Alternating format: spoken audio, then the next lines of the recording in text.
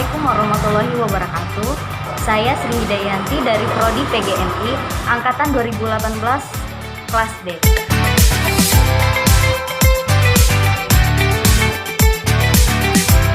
Di sini saya akan mensosialisasikan tentang COVID-19 atau virus corona.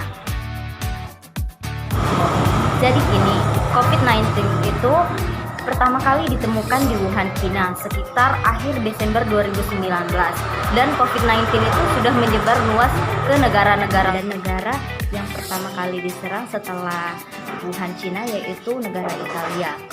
Kemudian COVID-19 juga menyerang negara-negara lain hingga sampai saat ini masuk ke negara Indonesia pada awal Maret tahun 2020.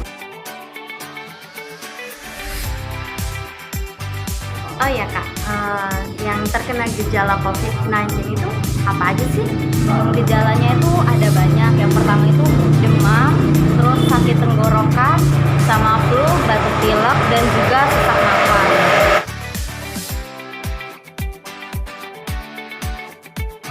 Oh iya, sekarang aku udah tahu gejala-gejalanya, dan sekarang aku pengen tahu gimana cara pencegahan dari COVID-19 ini. Pencegahan dari COVID-19 itu yang pertama intinya jaga kebersihan. Jaga kebersihan lingkungan kita seperti lingkungan kamar dan lingkungan rumah. Terus yang kedua, setiap kita ada bepergian harus menggunakan masker. Dan yang ketiga, selalu rajin cuci tangan. Dan juga kita harus melakukan social distancing, artinya itu kita harus menjaga jarak di saat kita berada di lingkungan yang ramai. Harus jaga jarak minimal 1 meter dengan orang lain agar kita tidak tertular dari virus COVID-19 itu. Karena virus COVID-19 itu bisa menular dari udara melalui air liur atau bersin.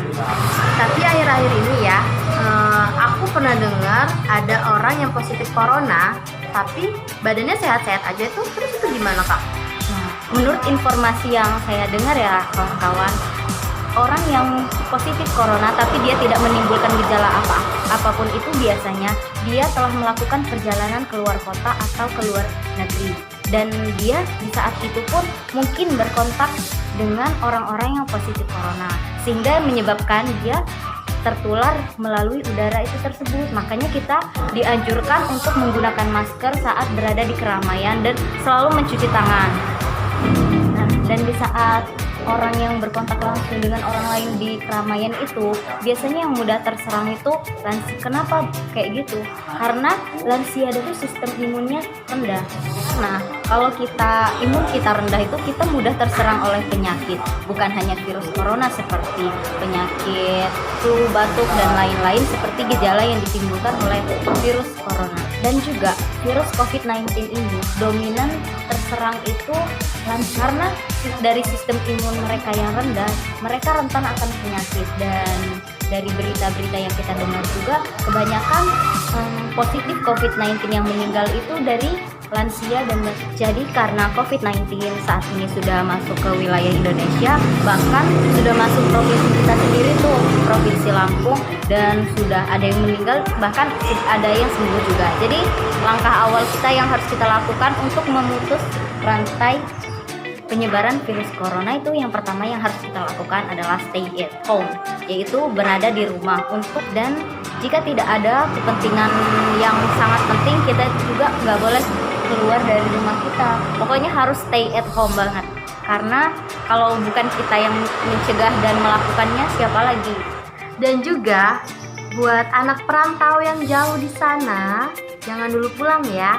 Karena kita tidak pernah tahu di saat di jalan, walaupun kita saat bepergian itu tidak terinfeksi, dan ketika di jalan kita bahkan menemui kerumunan dan ternyata mereka positif corona. Jadi untuk kalian yang di perantauan, jika kalian sayang dengan keluarganya, tetaplah di rumah, stay at home, jangan pulang kampung dulu, demi keselamatan kita dan keselamatan bersama.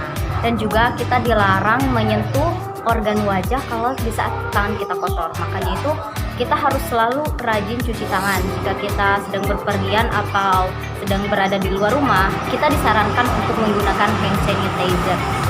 Dan juga ketika kita misal memiliki gejala-gejala dari salah satu dari gejala COVID-19, segera periksakan diri ke pelayanan kesehatan terdekat atau puskesmas terdekat untuk ditindaklanjuti. Oh, jadi gitu ya. Sekarang aku udah ngerti tentang gejala-gejala sama cara pencegahannya dan penjelasan juga dari COVID-19 ini. Oke, mungkin sekian dari penjabaran yang bisa saya jelaskan kepada teman-teman. Semoga informasi yang saya jelaskan dapat bermanfaat. Mohon maaf bila ada kesalahan dan kekurangan dalam penyampaian ini. Saya akhiri. Wassalamualaikum warahmatullahi wabarakatuh.